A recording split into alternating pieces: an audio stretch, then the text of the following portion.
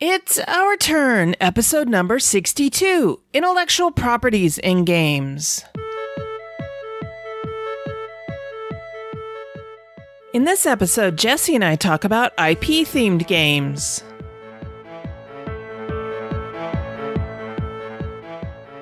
This is the Dice Tower Network, adding games to your wish list since 2005.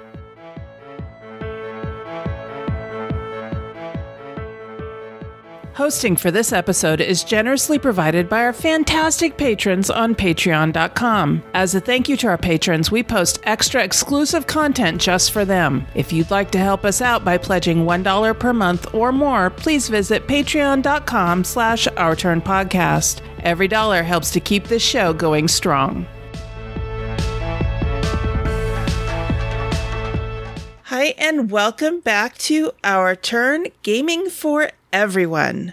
Yes, our name is a little bit different now. Beginning in 2018, we are doing a slight change of focus and changing our name from Women on Gaming to Gaming for Everyone because we want to be very inclusive. Up until this point, in order to stick with the Women on Gaming idea, which it's an important one, we have restricted who can host the show to just women.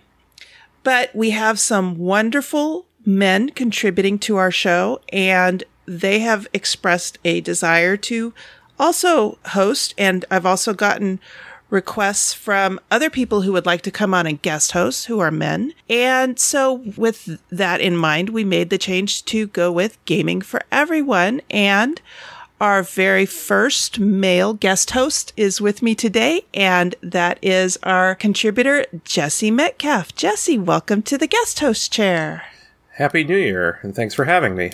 Happy New Year. Did you have a good New Year's? I think so. We got together with some friends on New Year's Eve. We didn't stay up nearly as late as most people. We got to hang out with some other friends the day before. The only downer, it got into the negative teens for temperature outside, but hey, it's Nebraska. What are you going to do? It's Nebraska, yep. It's well known for very cold winters. We had Frank over and Lexi came over, our friend Lexi. Hi, Frank and Lexi. And we rang in the new year with Terraforming Mars, so that was fun. Anyway, we always start the show off with talking about what we've been playing lately. And so, Jesse, why don't you go ahead and lead us off and tell us about something you've been playing lately?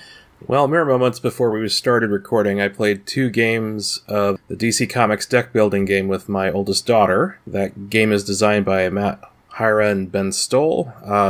Artist is unattributed because I imagine it's a lot of comic book art that's been put in there from various artists. It's published by Cryptozoic Entertainment. It was published in 2012. It's a standard deck building game. You start with 10 cards in your deck, 7 punches, 3 vulnerabilities, and from there you buy cards from a center row, much like you would in Ascension or in a more elaborate sense, Marvel. And you add cards to your deck, you try to thin out cards. This game's kind of weird because you're playing heroes, but you use villain cards to attack one another, so it kind of breaks up the theme a little bit. It's weird to have Wonder Woman beating up on Superman and vice versa, recent movies notwithstanding. You know, sorry to interrupt, but that is one thing that I really have a hard time with these Marvel and DC deck builder games. The superheroes aren't supposed to fight each other. They're supposed to help each other. Yeah, at least with Marvel, you're all kind of fighting villains together, so that makes sense. But yet, even in Marvel, you're getting victory points and seeing who wins the game. I have to sell that as, well, we're seeing who gets to be the lead character on the cover of that month's issue, because that's the only way that works for me. Teammates right. True teammates in the superhero sense don't compete with one another. And DC makes it worse because you're attacking one another for no plausible reason. So, yeah, that's the disconnect. It's why I would have to rate the game a 3 on our scale, because the theme gets disjointed in the play. But my daughter really likes it. We played 2 games. We trounced each other 1 each. She's vicious with Wonder Woman, scooping up all the villains and then paying back all those attacks on you. So, but yeah. The other reason it's a 3, other than the theme disjunction, there's some balance issues, and if you get certain cards early on, like if Wonder Woman gets her Wonder Woman signature card where for free you get to scoop up all the villains in the center row, and then she gets to draw cards based on villains. Yeah, that deck can be a runaway train. Same as Superman. If he gets his signature card, you get to take all your power cards that are in your discard and put them in your hand. And one turn I had over 31 power when, the average supervillain has a 10. Oh, wow. So I could clear out the center row and beat the supervillain, and I have power left over. So there are a few balance issues. It doesn't make the game bad. It's still fun. I'll play it any time, but theme and mechanic issues there. Yeah, it's still a pretty decent game, so. Okay. When a theme doesn't jive for me, with what it's supposed to be representing, I really have a hard time with that. And we'll talk more about that later on in the show when we get to the hot topic. So my first game that I'm going to talk about is an old out-of-print game called Snit's Revenge. Have you ever heard of this one, Jesse? No. I saw the publisher and was intrigued, so please tell me more. Yeah, this was published by TSR Games, which is the folks that brought us Dungeons and Dragons. And this was designed by Tom Wham, and he was also the artist on this, which doesn't say much. It looks like something that a 5 or 6 year old could draw. This is an odd game. It's a 2-player game. So, yay, I've already met my 2-player game requirement for my 52 game challenge. But basically, you're playing either this creature called, it's got a weird name, the Blotimus, or you are playing the Snits. And the Snits are trying to basically infect the Blotimus. And so the Blotimus's immune system is responding. And you have the board. Okay, first of all, the game was published in 1977. Our copy is copyrighted in 1978. And the board wraps around the box, which is unusual. But apparently this was something that was done quite a bit in the 60s and 70s, because we have a couple other games that do this too. I know Blue Line Hockey does this too, where the board wraps around the box. This game is, Snit's Revenge is not as well produced as Blue Line Hockey, and it probably hasn't been taken care of as well as our copy of Blue Line Hockey was, but it's still playable. The interesting thing also about this was when I opened the box, I found the game was unpunched. So a game from 1978, and I had to punch it. You have these little round counters that represent the organs in the Blotimus's body, and these other things called run and get 'ems. And then there are also these little things called sloops. And then there's a disc called the Spark of Life. And if you're playing the Blotimus, you put out the organs where they go. And you have these run and get 'ems that are basically the immune system. And then while the Snit player is not looking, you put out the sloops and the Spark of Life, and you have to figure out where you're going to put these because they go under the organ discs. And in order for the Snit player to win, they either have to take out a specific number of organs in the Blotimus's body, or they have to find and take out the Spark of Life. At the beginning of the game, you roll some dice, and that tells you how many Snits the Snit player gets. And that is it. There are no more Snits once they've all been placed on the board or taken out. That's it. Now, the run and get 'ems, though, those are replenishable because they're the immune system in the Blotimus's body. Anyway, it's a silly game. It takes about 15 to 20 minutes to play. And basically, you're either playing offense or defense. You're trying to defend the Blotimus's body and keep him alive, or you're trying to attack the Blotimus. It's apparently based on a comic strip that appeared in Dragon magazine back in the day. It's a goofy game. I would like to play this with my young friend Thomas. He's about 9. I think he would probably get a kick out of it. It is not a high strategy game. The artwork is kind of goofy. Like I said, it kind of looks like my friend Thomas drew it. And that's not putting down Thomas's artwork. It's just, it is what it is. But I give this game about a 3.5 on our scale. It's got some bugs in it, literally and figuratively. If the Blotimus player doesn't understand where to put the spark of life, it can get attacked pretty quickly and easily. We played this game through 1.5 times because I got about halfway through and I went, oh no, wait a minute. I didn't understand where I was supposed to put this. And so we discussed it, and then we decided to start all over again. I replaced it. It's kind of a goofy little game. I'm going to keep it around for playing with people like my friend Thomas, or when my niece Walker Lynn gets a little older, this might be something fun to play with her. But yeah, it's kind of a goofy game. I'm remembering a lot of the issues of Dungeon and Dragon magazine back in the 80s that included these one-off games, and I'm thinking this is kind of like in that vein, because I played several of those, and yeah, they were whimsical and kind of thrown together. 1970s. And yeah, as far as art goes for TSR, anyone who's played the original D&D way back in the day, other than the cover, these books were not known for their art. It was mostly line drawings and such, so for TSR that era, that's what you got, so yeah. Yeah. But it sounds kind of interesting. Yeah, this was a game that we got because Mark remembered playing it when he was a kid.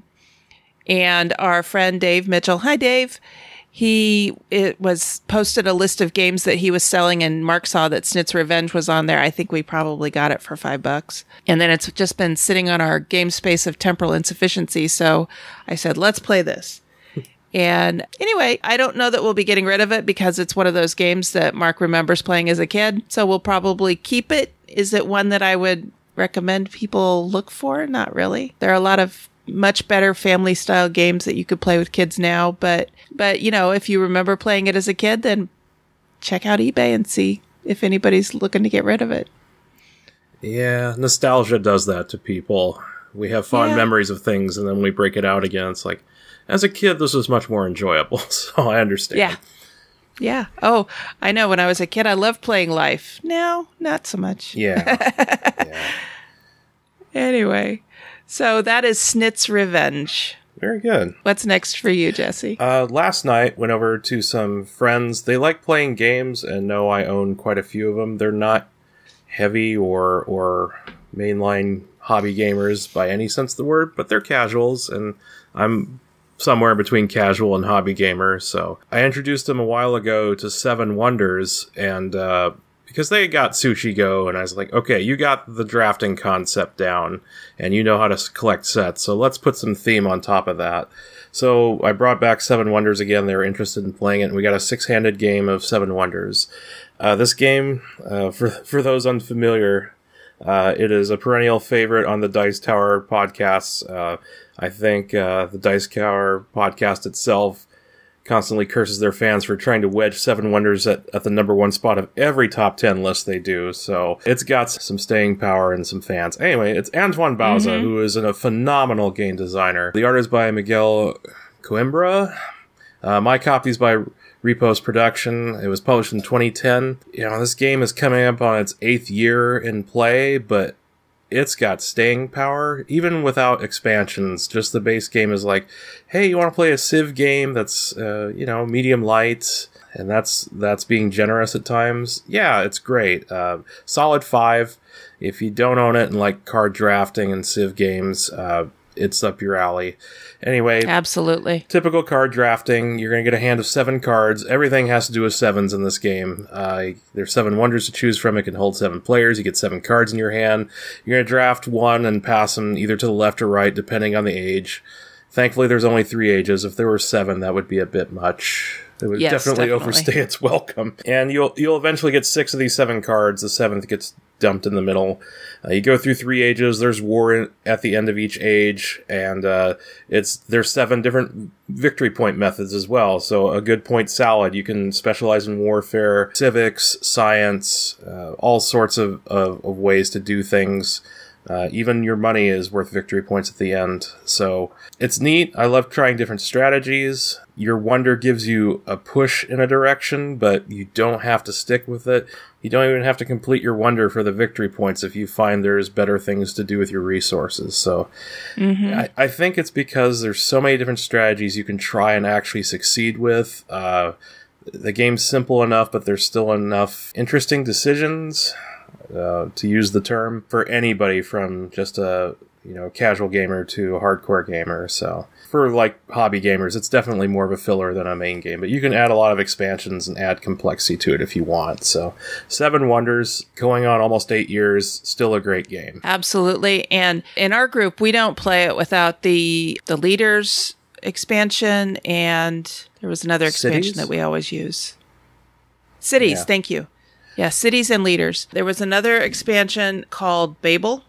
Yeah. Babel. I was not a fan of Babel. So we sometimes play with it. Sometimes most of the time we don't. My friend Dwayne, hi Dwayne, is a huge fan of this game. And he has actually gone through and printed out all of the fan variants of Wonders. So not only can you play with the Pyramids of Giza or the Great Wall of China, but you can also play with Angkor Wat, and you can play with Atlantis, and you can play with either heaven or hell, or you the fans have created these wonders from all over. And he also has the rules for several different fan variants. So he can actually play like up to 8 or 9 players at a time in one of these games. We have huge Seven Wonders games. And the rule sets vary from game to game because he's come up with something new. He's found something new on Board Game Geek.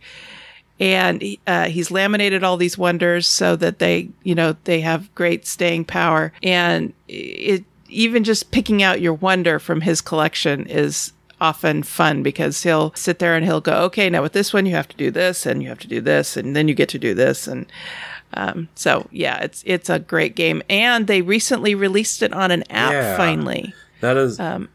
I haven't had a chance to play it yet, but Mark has been loving it. I don't purchase many apps for anything, and board game apps is something I'm just now dipping my toes in. I think I would like that one because it's solid stuff. So yeah, that would be fun. Yeah, like I said, I haven't tried it yet, but it's on my list of things to do. So yeah, Seven Wonders is a great game. I agree with your rating too. Absolutely, it should be in any gamer's collection. It is in the top 100 of BGG. And it's stayed there despite Gloomhaven plowing through to the number 1 spot, and all these great games recently plowing into the top 100. But it's still hanging in there. So yeah. All right. I had an interesting experience lately. I had mentioned in the last episode or two that we put out a survey to find out what local Sacramento gamers wanted in a game convention. And about 2 days after we made that survey go live, I was contacted by a gentleman by the name of Ryan Frazier. Hi, Ryan. And he said that he wanted to donate some games to our effort to put on this game convention. So some games already in our game library, which I thought was really kind of cool. So thank you, Ryan. And one of the games that was in there, he explained to me that there are a bunch of deck boxes in the box of games that he gave us that were print and play games. But I'm looking at these games and they're all printed on like playing cards. I mean, it's not like, somebody printed out on their printer and then went through and cut them out and put them in sleeves. These are printed out on playing cards. I mean, it looks like a professionally produced game that's just been put into a plastic deck box. So I was really impressed with it. But one of the games that he included is called Kigi, Kigi. And its subtitle is A Card Game of Pretty Trees and Tricky Choices. And it was designed by Daniel Solis, who has designed a number of other games, although I'm trying to blank on what right off the top of my head. It was published in 2014, and the artwork in this game is gorgeous. And apparently Daniel Solis also does the artwork in this game. And basically, you are creating a landscape mural for your employer, and you're basically creating this bonsai tree with different flowers and insects and pretty things on it. And your tree grows for a while, and then you have to prune it. So you trim off branches, you score that branch, and you set the cards aside. And then you continue to add to your tree. And the way it scores is you count the number of flowers of a type. So there's like red flowers and purple flowers and pink flowers. And they have to be on consecutive cards in order for them to score. So you can't have one down at the base of the tree, one red one down at the base of the tree and then have another red one 3 cards up. And your tree, basically, it grows for a little while and then you prune it, and then it grows for a little while and then you prune it. And as you prune it, that's when you score. And then at the end of the game, you go through the deck once, and when you run out of cards, the game is over and you do your final scoring. There are also these cards in the deck called commissions. And if you are able to satisfy one of these commissions, then you get an additional 10 points for each of those. It's a quick game. It takes about 15 minutes to play. It can play 2 to 5 players, ages 10 and up. Mark and I played it today, and right off the bat, I'm going to give it about a 3.5. But I think it's probably going to play better at a higher player count. And Mark speed reads through the rules and then tries to explain it to me when we're playing like this. I think I need to sit down and read the rules myself and then play it again and maybe play it with some more players. It's an interesting game. It's a beautiful game. I imagine I will probably rate it a little higher once I've played it with more players. So I will probably be revisiting this in a future episode. For right now, I'm going to keep it. I'm going to put it back on the game space of temporal insufficiency until I can play it with a higher player count. But I do want to compliment Mr. Solis on the beautiful, beautiful artwork. It is absolutely a joy to look at. Have you heard of Kiji? No, I was reading through the BGG page and while listening to you. And yeah, the artwork's beautiful. And then I looked to see, hey, this game looks awfully familiar. Where have I seen this before? And it's like, oh, it's because, let's see, it was, who was it? Action Phase Games contacted Daniel. They were going to originally mass produce this, but instead they did a Kickstarter for Kodama, the Tree Spirits, using that engine and then tweaking some things. So that game is basically the precursor to Kodama, which is, it's a fairly popular game. I mean, it's at the top 1,000 of BGG. So that's like, oh, nice. Yeah, listening to the description and looking, it's like, this seems familiar. It's like, oh, because he's the designer of Kodama, and Kwanchai Mori and Scott Hartman did the art on that one, and their art is also very beautiful. But yeah, looking at Kiji, it's like, for doing this all yourself, that's some beautiful stuff. So it looks very cool. Like I said, I was told this was a print and play game, but apparently there is a vendor or two that you can ask them to print a print and play game, and they will print it professionally. 1 copy, all for you. And I imagine it might be a little costly, but can't be more than $15 or $20, I imagine. I don't know. Have you ever printed anything like that before? Not that one. The most expensive thing I spent money doing a print and play was for a game we'll probably talk about in the next segment for Star Wars X-Wing. So I'll save that for a little bit later. Okay. All right. So that's Kiji, a card game of pretty trees and tricky choices. Very cool. Yeah. What else have you been playing? Well, a week earlier, I went down to Grand Island to where my families live. Went to the Metcalf Christmas thing.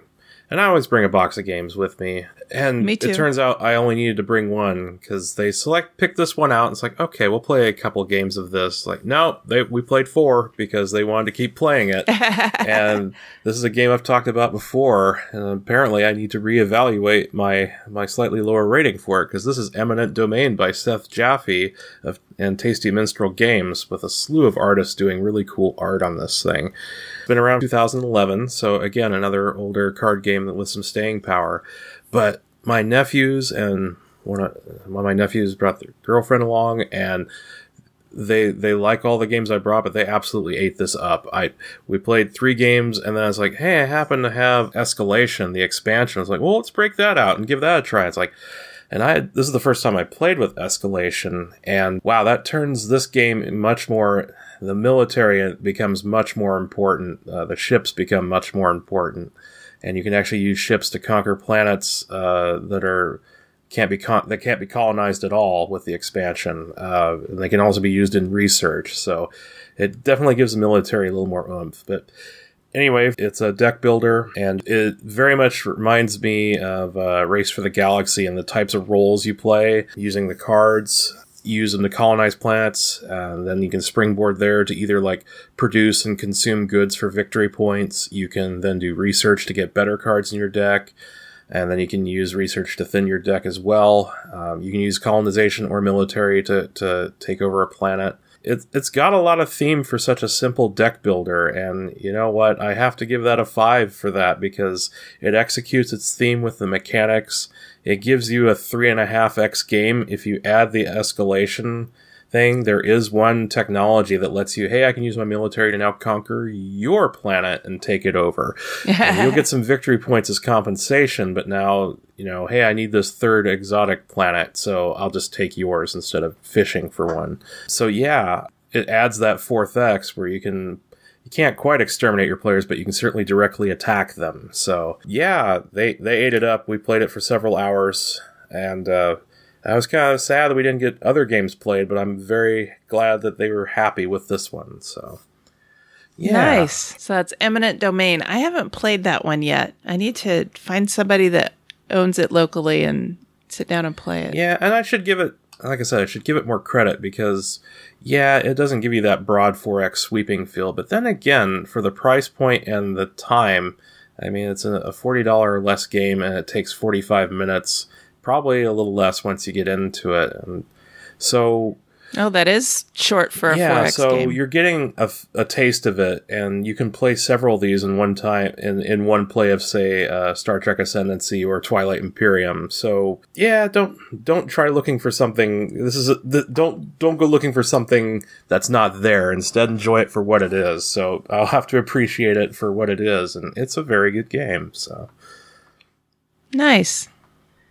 All right. Well, the last one I'm going to talk about today was also in that box of games that Ryan gave us. And it is a sequel to one of my favorite games, which is Suro. And the sequel is Suro of the Seas. Have you played this one? I have not played Suro of the Seas. I have played original Suro. All right. Well, in original Suro, you are flying Chinese dragons. And you are plotting the path of your dragon, and you're trying to be basically last dragon standing on the board. If your path takes the dragon off the board, you're out of the game. If you collide with another dragon, you're both out of the game. Suro of the Seas is a slightly different, it's sort of a twist on that. Basically, the story is the Emperor has decided that the Earth is his domain. Everything from the bottom of the ocean to the top of the mountains is his, and your job as his fleet captains is to go out and spread the word that he is the emperor and god of the world. That's the story on the front of the rule book. But the thing is that the oceans are inhabited by sea monsters, of course. And you are trying to plot your ship's path through the ocean and avoid these sea monsters. You're trying not to run into other ships. You're trying not to run yourself off the edge of the board. You're trying to avoid the sea monsters, which move every player's turn, or have the potential to move every player's turn. So at the beginning of your turn, each player, you roll 2 dice. On a 6, 7, or 8, the sea monsters move. So then you have to roll one of the dice to determine which way the monsters are going to move. And on the sea monster tiles, they have a number on each edge of the tile. And then they have a number with a kind of a circular arrow, which means that if that number comes up, you just turn the dragon 90 degrees. And if a 6 comes up, then you add a new sea monster to the board. In a 2-player game, there are 6 sea monsters at the start of the game. And the count is never supposed to drop below 3. If for some reason your count of sea monsters drops below 3, you automatically add sea monsters to the board until you're up to 3. This was a fun twist on this game. The first time we played it, I got to a spot where each optional path that I could, place a tile down to move my ship either ran me into a sea monster, ran me off the edge of the board, or ran me into Mark's ship. And so he ended up winning that game because I had no choice. I had to steer myself somewhere. The second game, I won because the sea monsters moved on his turn, and one moved right in front of his ship, and basically he had nowhere he could go. So that meant that he got at by a sea monster. So this was a neat twist on this game. I am a huge fan of Suro to begin with. I have taught it to non-gamers. I've taught it to my 94-year-old grandmother. She's 97 now. She could still play it. I think it adds a little bit of complexity to the game. Suro is a much simpler version of this game. I think I'm going to keep both of them because they're both good games in their own rights. But if you were going to pick one or the other to have in your collection, I think probably Suro would be the best if you were looking for a good family game that, was simple and easy to teach and play. But I do give this game a 4. It is a good, solid game. It is like I said, a little more complex than Suro is. And I enjoyed it. I'm looking forward to pulling it out with some of my gamer friends when we're looking to kind of have a palate cleanser kind of game after a big, heavy game. Very cool. That sounds like something I would try. Whenever I think of Suros, I remember a video game from the 80s based off the movie Tron. It was Tron Light Cycles. And it's like, there's always forward momentum. You have to go somewhere. And sometimes your choices run into a wall or run into the edge of the board or so it's that same franticness. Like, oh, what can I do on my turn that won't get me killed is basically what Suro is. So exactly. And Suro of the Seas is the same thing. It's just got a little bit of a twist to it. Very cool. So, all right. Anyway, so that's what we've been playing. You've heard us referring to and rating games by a rating scale. Here's how we're using this scale. 1. Give me back the time I spent playing it. 2. Has great potential as kindling. 3. Decent with some bugs. 4. A good, solid game. And 5. Buy this now.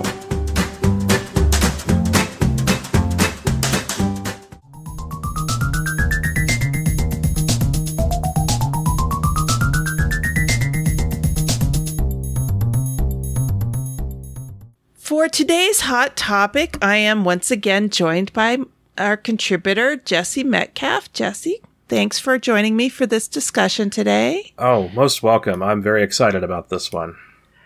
We are talking about IP implementations in games. So how do designers take some of our most beloved intellectual property ideas from books and movies and television shows and implement them in board games?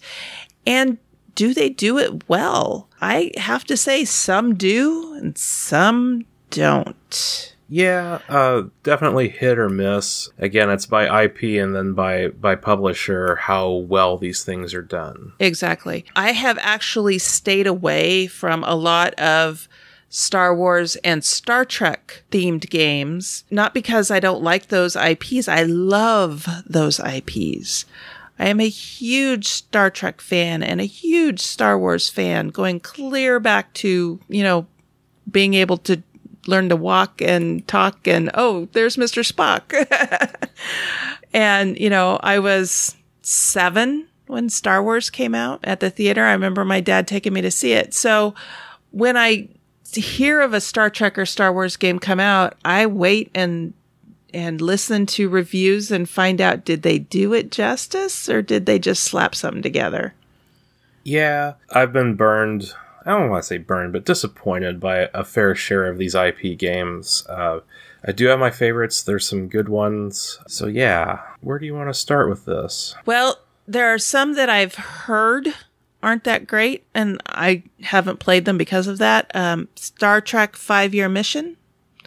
I heard was kind of disappointing. And Star Trek Panic, I've heard was okay for what it was, which is not a ringing endorsement in my opinion. Then I've heard lots of good things about some of the Star Wars miniature games, but I haven't played those because those are the types of games that you need to get all the pieces and they don't all come together. You know, you start with a small kit and then you add to it and you add to it and you add to it. Yeah. And so I try to avoid those because it's kind of like the miniature version of collectible card game kind of thing. And there's just never an end in sight to it. So, you know, what's been your experience with Star Wars and Star Trek to start us off? All right. Well, let's tackle the first thing. Role-playing game-wise, I've played every version of Star Wars and Star Trek, the role-playing game, or at least owned the books for them for Star Trek. So I've always been very satisfied with the role-playing side. But to get to the board games, Star Trek, yeah, I have yet to find one that's like, I wanted 5-year mission or the deck builders to be better than they were. I'm desperately seeking for something that really does justice to the IP. I really want to try Ascendancy because it looks really cool. And now with the Borg expansion, you can play with 2 or even 1 players. So that adds a lot of options. So now if you buy expansions with the Cardassians and the Ferengi, you could go up to 5, maybe 6 with the Borg thing. So I'm hopeful that I'll enjoy that. We bought Star Trek Ascendancy and love it. Absolutely love it. And we went out as soon as we found them. We bought the Ferengi and Cardassian expansions. And basically, the way the game starts is you're either playing the Federation or the Klingons or the Romulans. So with the base game, you can play 3 players. And it feels like Star Trek. Yeah, That's what I was really hoping for, because I do love a good 4X game, and it looks amazing, and I've heard, I'm going to blank on their name, Ambi and Crystal. Board Game Blitz. Yeah, Board Game Blitz. Love those ladies. Hi, ladies. Great podcast. Yep, we love them too. Yeah, and they have talked about it quite a bit over there. And I was like, gosh, I really want to sit down and play this. I have yet to pull the trigger to buy it myself before I'm trying to be better about that. Don't pull the trigger until I get to try it first, especially as something with a retail value of $100. Yes, it is an expensive game. And that's the big turnoff there. It's $100 for the retail price of this game, and it plays exactly 3 players at the base game. That's a really hard niche game to sell. It's like, oh, only 3. Well, there's 2 of us. Well, until now, you couldn't do anything. It had to be exactly 3 or more. So, yeah, it is what it is. I will say that the component quality for this game is outstanding. It's from Gale Force 9, who also did my beloved Firefly. In fact, it's designed by the same team that did Firefly. And it has the same artist involved as well. Gale Force 9 just, for some reason, they get IPs and they seem to just knock them out of the park. Yeah, I agree with that assessment. Firefly, again, wonderful. And I've looked at this thing, the Star Trek Ascendancy, and yeah, they did a really good job on it. It looks wonderful. To flip over to Star Wars, I have played a lot of stuff recently. Speaking of companies that knock IPs out of the park, Fantasy Flight Games, good grief. They are a juggernaut IP producer. They are. Wow. They have done one of my favorite IP games, and that's Battlestar Galactica. Yeah. And they absolutely did a fantastic job with Battlestar Galactica and all its expansions. Yeah. But I've played Imperial Assault. This was pre-app, so I was the Empire. And with 30 plus years of miniature wargaming under my belt, I kind of destroyed the Rebels pretty hard in several scenarios. And I used Darth Vader in the scenario like he was supposed to be used. He won't actually reach the Rebels, but he drove fear into them, which herded them to where I wanted them to go. And yeah, so with the app now, I would love to play it 100% cooperative, but Imperial Assault's solid. Star Wars X-Wing, oh my gosh, I was in that for 10 waves before I finally said, I can't ride this horse anymore. It's just too much. My favorite, there was a fan-made thing that was 100% cooperative. It was called Heroes of the Artillery Cluster, and that's the thing I printed that cost me cost me a good $40 to $50 once I printed the book and all the things, but you play just one ship per person, and it's like a mini role-playing game where your pilot gets skills and gets better, and your ship gets more stuff attached to it as you go. And as much as I like the one-on-one dueling aspect of X-Wing, the Artillery Cluster cooperative scenarios and stuff were just, I don't know, that he did outstanding work in that. So if you play X-Wing, go to Board Game Geek, look around, find Heroes of the Artillery Cluster. It's amazing. I have friends who play Armada. I just saw them play New Year's Eve. They were playing a game of Armada before we played Seven Wonders. And again, beautiful ships, solid rules. Both X-Wing and Armada have some issues because when new waves come out, balances have to be reshifted. But man, FFG, and now FFG is going to do a ground skirmish game for Star Wars, based on the Rune Wars miniature game, kind of in the similar thread. That's FFG. It's like, we're going to have to pay a fortune for this IP, because Star Wars is it's a crown jewel IP. If you can afford it. Oh, sure. So they've squeezed that IP for every drop they can get out of it. And I think the only thing about that is it kind of hurts because they compete with one another. And if you're a gamer with a limited budget, there's only so many Star Wars games you can buy into until you say, I can't do this anymore. So, right. But beyond that, Fantasy Flight, good grief. I love all their IPs that they're currently talking about. Yeah, I gotta say, I think that Gale Force 9 and Fantasy Flight are the two juggernauts of IP games that do them well. Yeah, I 100% agree with that. Yeah, the other one that, when I bought the game, I didn't realize it was an IP game because I'm not into video games. I don't have anything against them. You gotta pick your time and what you're gonna do with your time, and I'd rather play board games than video games. But that is Mechs vs. Minions is an IP themed game from League of Legends. And I absolutely love this game. When I saw it at a convention, I went over to the only vendor at the convention that had it and said, take my money. Yeah. And I hadn't even played the game yet. Yeah. I've heard nothing but great things about Mechs vs. Minions. Again, don't know anything about the video game. I've seen images of the board game. It looks very cool. So yeah, another great IP example. So yeah, and it doesn't say League of Legends anywhere on the game, but my niece Nicole and my husband Mark both educated me really quickly on how, this was an IP game. Now, I have a couple of games on my game space of temporal insufficiency that are waiting for me to read the rules and sit down and play. And one of them is an out-of-print game of my favorite book series of all time. And I think the reason I haven't played it yet is I want it to be a good game and I don't want to be disappointed. And that is Dragon Riders of Pern. Oh, cool. Have you read that series? That is not one I have read, but it's a solid series. I've heard nothing but good things about it, so... It was written by Anne McCaffrey. She died a few years ago, and her son, Todd, took over. They co-authored some books together, and then he started publishing his own books in the same world, using similar characters. And this was a series of books that I just fell in love with starting in 9th grade and continued reading into adulthood. I either read or listen to the audiobooks for the whole series about once a year, once every 18 months or so. And my husband, Mark, knew how much of a Dragon Riders fan I was. And so he did a search on eBay and found out there was a board game and bought it for me. I so want this to be a good game.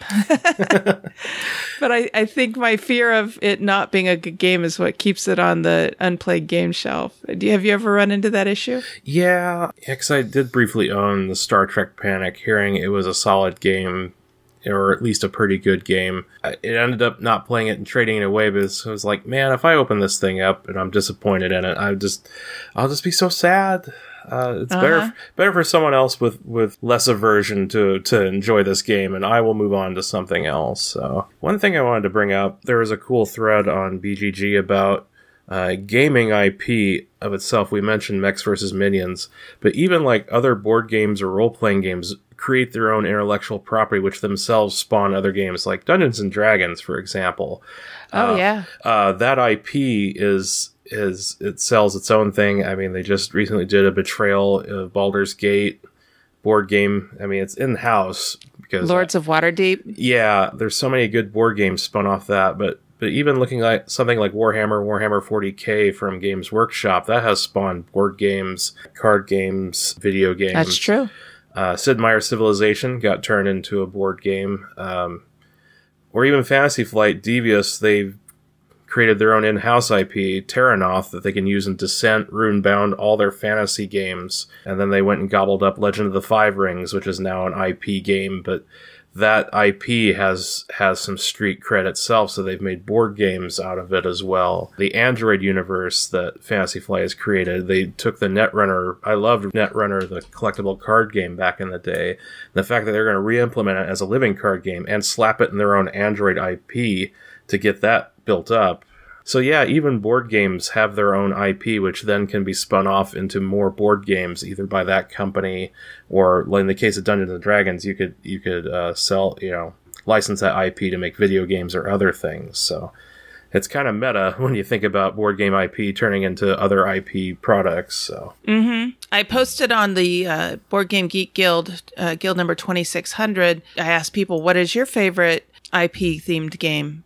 And we got quite a bit of feedback. I was really kind of surprised. Stephanie says Arkham Horror because it's based on the H.P. Lovecraft Talk about books. an IP that went gangbusters. I mean, Absolutely. Cthulhu is everywhere. So Roger Bell West said Firefly, of course. And he also played Bill and Ted's Excellent Board Game, which, Bill and Ted's Excellent Adventure was a goofy movie back in the 80s? Yeah. So, yeah. Okay, there's a board game with it. And Illuminati. Now, would that count as an IP? Well, it has its own novels, and that whole conspiracy theory Illuminati thing, that's been going on for centuries, right? Yeah, absolutely. So I guess it's an IP. I guess if we want to play fast and loose with rules, sure.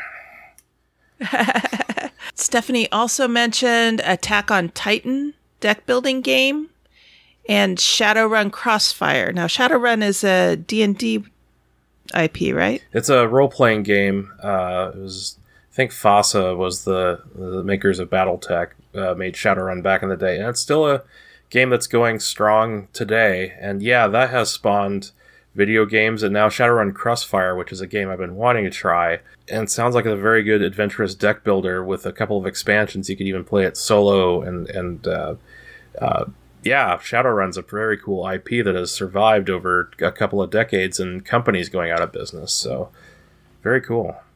And Attack on Titan, isn't that an anime movie? Yeah, don't know much about it, but yeah. Okay. Lizzie also mentioned Firefly and Battlestar Galactica. Oh, Pillars of the Earth and World Without End. I forgot about those. Oh, and Game of Thrones as well is another IP that I think it's been done a couple of times. I've played Game of Thrones, the board game. Then there's a miniatures battles game for Game of Thrones where it's Lannisters versus Starks. Yeah. I was really wishing I had the money to invest in that Kickstarter when it was out, because it looked great.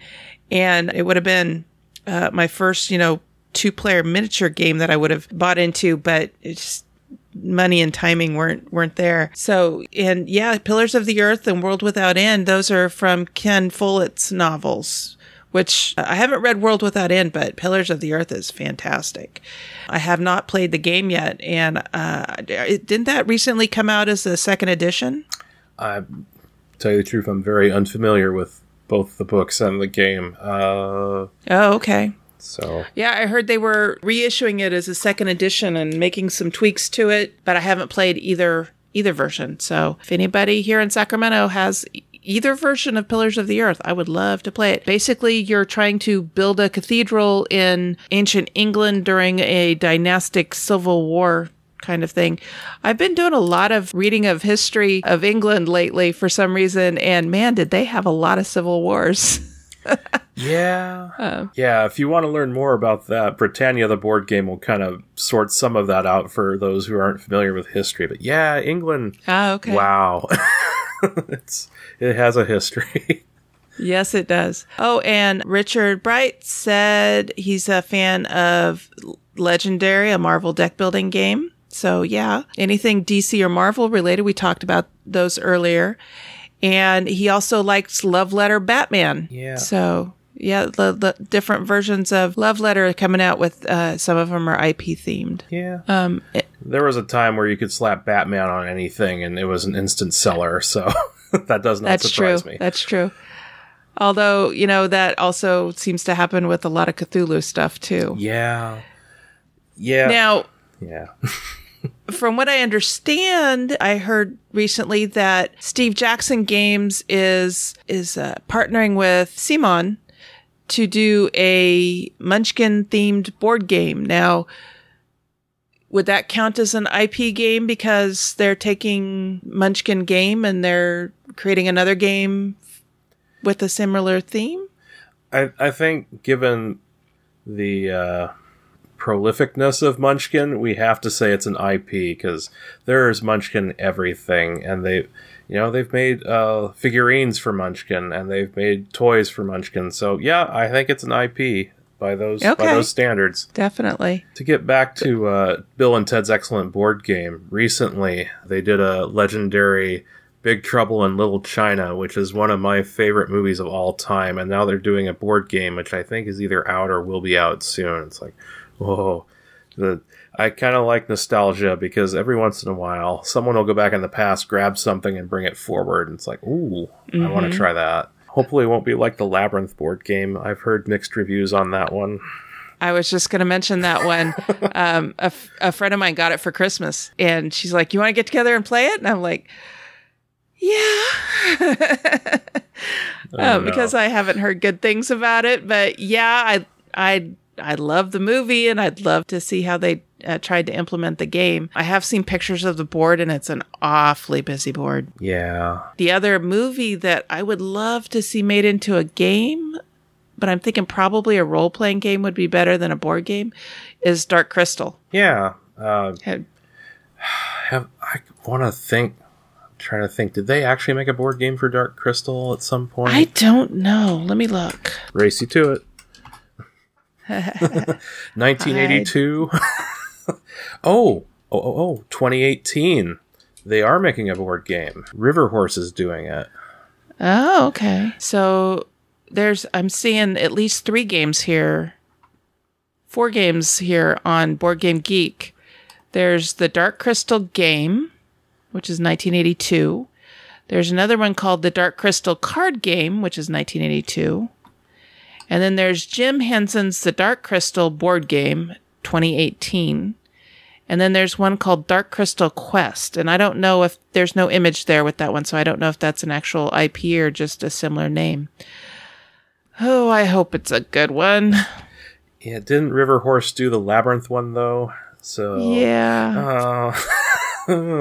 So hopefully it looks like it's got some neat figurines. Yeah, I will say the minis of Labyrinth look good. River Horse does a nice job with production quality. They also did the My Little Pony role-playing game stuff. Also good quality there. Oh, cross fingers, hope for best. Yeah.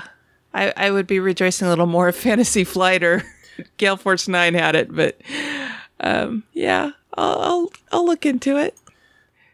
So yeah, that one's supposed to be coming out this year. Is there any IP that you would like to see made into a game that hasn't been yet? All right, I've mentioned this several times on Board Game Geek and forums, and Little Player Account mentioned it when I submitted it to them. Once again, I'm pleading. Dead of Winter is such a cool little game with the crossroad cards and the conflict and the trader mechanics. Please take something like that and make a Star Trek Deep Space Nine game. You could have... Oh. I know. You could have Borg attacking. You could have the Dominion attacking. You have Dominion shapeshifters somewhere. Changelings. You could do so much. And all those characters on that series are so deep, so rich. You could make crosswords cards for every single one of them. A Deep Space Nine hidden trader mechanic game. That would be awesome. I know, right? So please, powers that be who have access to the IP. And that wouldn't necessarily work with any of the other Star Trek franchises. No, because maybe Voyager, because they touched on it a little bit, but not as much. Yeah, Deep Space Nine is a weird animal because it is a space station. You have so many people coming and going there, and they have so many conflicts in the 7 seasons between various people. It's there. Just pick it from the tree and run with it, somebody, please. Mm-hmm. I think it'd be so fun. The one that I have yet to see a good game out of, and I know there's a CCG game out for it, is Babylon 5. Oh, yeah. I was not overly impressed with the Babylon 5 card game. Yeah. I played it, and Yeah, and I know Mongoose, they did a role-playing game, and they also had a... it'd be a good role-playing game. Yeah, and they also did like a ship combat game, which had morphed into other things using similar rule sets. Babylon 5 was more about the politics than the space battles. Yes, there were some space battles, but it was more about the politics. Oh, yeah. Oh, that makes me think of The Expanse just had a board game come out with its 4 factions. Are you familiar with The Expanse at all?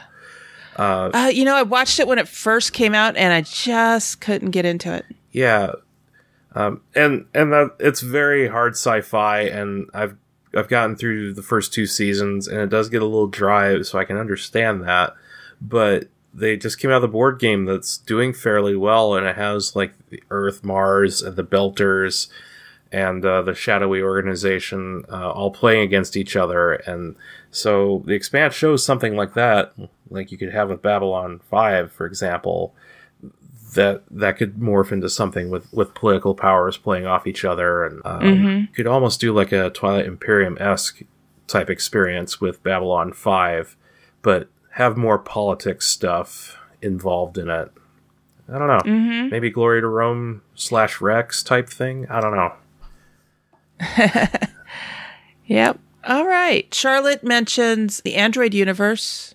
Yeah. Android Netrunner. Yeah. Arkham Horror again, and the Lord of the Rings, the card game. That's another one that I haven't played any games of. Oh, no. I played one game of Lord of the Rings, and it was disappointing. It was a Lord of the Rings game, and it was done by some really well-known designers, but the game was just terrible.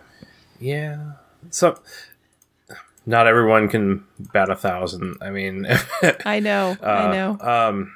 I've heard, especially this player count, they're fans of the Lord of the Rings CCG, especially for solo play, but it's supposed to be a really, very thematic, very engrossing experience. But yeah, Lord of the Rings, probably a little more gangbusters a few years ago when the first movies dropped, and thus got a wider audience into it. But it is a huge IP, and, without Lord of the Rings being written, probably Dungeons & Dragons wouldn't be the animal it is today, because that's where a lot of stuff came from.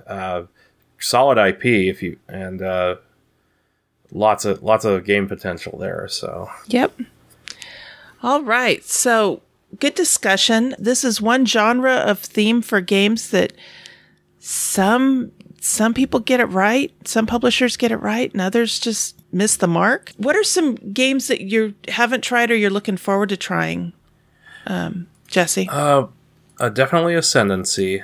Star Trek Ascendancy does sound good. I would love to play Star Wars Rebellion. It's another game where it's Twilight Imperium 4X style, but you basically have the Rebels and the Empire. So it kind of boils down to a 2-player game. Having more players would just seem kind of silly because you either have more Rebels or more Empire. That's the hesitation I have with it. It's like, it just seems like a 2-player game for a big box. So, but I would love to try it sometime. And Big Trouble in Little China game coming out soon. I want to try that. And if they make any more decent Star Trek games, I will be all over them, because that's one IP I'd really like to see more good board games for. The one that I am looking forward to that is finally coming out, I have been waiting for it for literally a couple of years, is Doctor Who Time of the Daleks. And Gale Force 9 is doing it. I believe it's the same team that did Star Trek Ascendancy and Firefly. So I am looking forward to that. We also happen to own a copy of Sons of Anarchy, Men of Mayhem.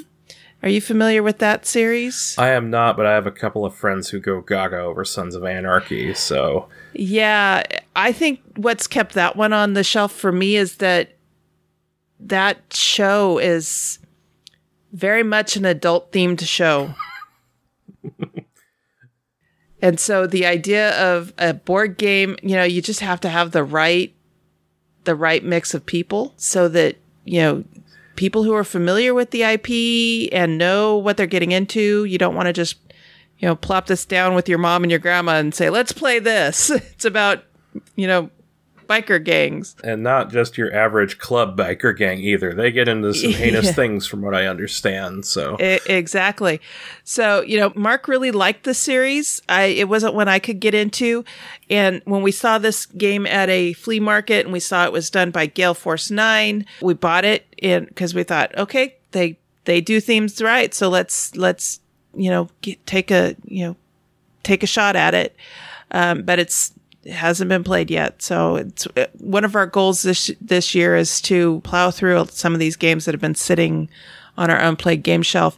And then Mark had from way back in the waybacks that he's not played yet. He has a copy of a game called Starship Troopers. Oh, yeah. And it's one of those bookcase games from, gosh, I don't remember who did those. Was it Avalon Hill? That's it. Avalon Hill. Yeah. And the other book-based one that, like I said, I'm looking forward to is Dragon Riders of Pern. Cool. So if you're looking for IP games that hit it out of the park, I have yet to find any done not well by Gale Force 9 or Fantasy Flight. How about you, Jesse? Yeah, those two companies seem to get it, and there are others companies who are kind of hit or miss, but there are definitely some good ones out there. I will say we have just scratched the surface on this topic. There are so many IPs, so many games. We could probably do an entire podcast series just on this topic. So I would be interested to hear more from others about what they've played and what they really like. Yes, absolutely. So if you would like to comment on what your favorite IPs are, you can go to BoardGameGeek.com, guild number 2600. We'll have a link to it in the show notes. And just look for episode number 62 and comment there. There's also a thread about asking, what's your favorite IP-themed game? You can comment there as well. So thank you for joining me for this topic, Jesse. Absolutely, anytime. I think we've had a great discussion here today.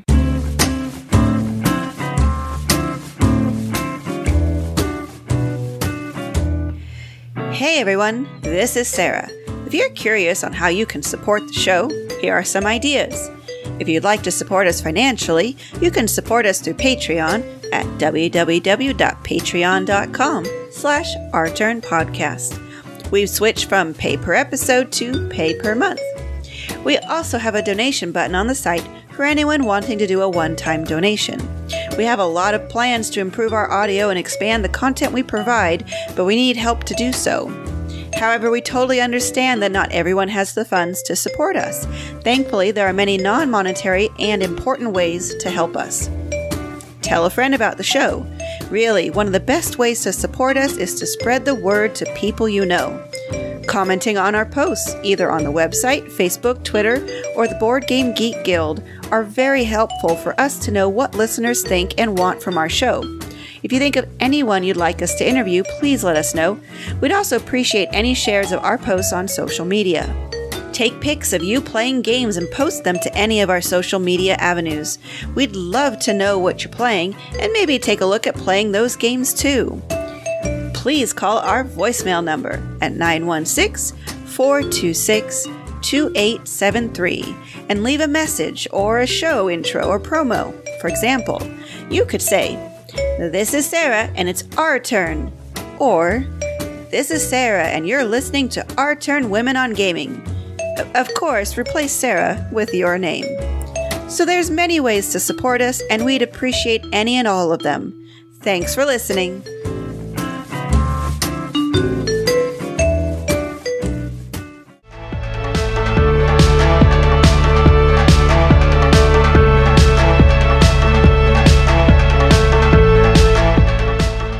All right, so now we're getting to the part of the show where we're winding things down and looking ahead to what's coming up in our schedules. So, Jesse, what have you got going on in the next week or two? Well, I'm really hoping to get back to playing D&D with some friends. I've got one group, Chris, Scott, Dan, and Dee, all great folks. They really just started getting into it this year and wanted to be taught, and now they have just taken off with it. Dee, she is trying to learn how to DM and has really done a phenomenal job taking that up. So, looking forward to that. Board game-wise, Santa brought me Charterstone, and oh, nice. If it lives up to half the hype and review and glory that everyone is giving it, it should be a lot of fun. So I'm hoping I can find a couple people to go through that. So that's what I'm looking forward to. Doggone you for living in Nebraska. I know. If you were a little closer, I'd sign on. Oh, that's okay. You'll have a lot of fun with it, I'm sure. Yeah. I am doing another one of my spending the weekend with my niece, Walker Lynn. My sister-in-law does her 1 weekend a month, 2 weeks a year for the Air Force National Guard. And so 1 weekend a month, I go out and support them in doing that and by taking care of my niece. And I also have another session of our Firefly role-playing game coming up. I have thrown my crew a twist. They were pretty flush with money and able to, pretty much do whatever the heck they wanted, which, is okay, but it's not a lot of fun for the GM. So I used a plot hook that my husband Mark gave me with his character back when we first started. Basically sunk that hook in and hoisted him on his own petard with it. And now they are on the run and broke and in debt to Badger and Niska, who are both not real nice guys in the Firefly universe. No. And so they are off on an adventure that's going to be delving into a lot of the history of the Firefly universe. So I'm looking forward to running them through their paces. I'm tried to map out a story arc that should last about a year. So we'll see how that goes. But they've had their first encounter on a planet outside the little star cluster that makes up the verse. And they're on their way. They're headed to Earth that was. Oh, cool. So, yeah. Kind of my own twist on the Firefly universe. Yeah. I run Star Wars Edge of the Empire, which again is ne'er-do-wells in a ship. And any game like that, if you have people who are flush with money and have no reason to get into mischief, that's no fun at all. That is not a story that you want to read. So yeah, right. you gotta break them and make them have some hardships. So it's good story, and they'll appreciate it in the long run. So yeah, and I'm having fun creating it, and I was surprised at how much both canon from 20th Century Fox and Joss Whedon information is out there, but also how much has been added to with fan-supported stuff. And also, too, there are tools out there specific for Firefly. How long does it take to get from this planet to this planet in that universe, in a starship? So it is kind of neat to, delve into some of this stuff. And there's a lot of history of, what happened before the Firefly crew came along. What happened in this universe that got us to this point, and being able to read about some of that and delve into it and then get creative with it has just been a lot of fun for me as a GM. This is my first game that I've ever GM'd, and it's been going for, a couple of years now. We took most of 2017 off, but the group is mostly stuck together. So it's a lot of fun. Cool. It's a lot of fun. I'm looking forward to it. So how can people get a hold of you online if they want to connect with you, Jesse? They want to talk to me? Oh, yeah. You can find me on Board Game Geek. I am MadcapCH, and over on Twitter, I am at Jess Metcalf, JESMETCALF. Those are the two best ways to get a hold of me. Fantastic. And then I run the Our Turn Podcast Twitter account, which is just Our Turn Podcast. And I also run the Board Game Geek Guild, which is guild number 2600. And on Board Game Geek, I am Cathy's Brain. I also have my own account on Twitter, which is also Cathy's Brain. And then if you want to connect with Sarah online, she runs our Facebook account. And that is facebook.com/OurTurnPodcast.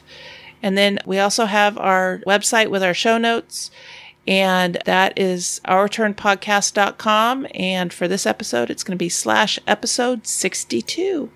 So thank you for joining me, Jesse. It's been wonderful to talk with you and go over the IP stuff. And you have such a wealth of knowledge of both RPGs and board games, and I always enjoy talking with you about it. Well, thanks. It's always good to talk to you as well. Looking forward to the next one. Yep, great. All right. So on behalf of the entire Our Turn Podcast crew, that was our turn. Now it's yours.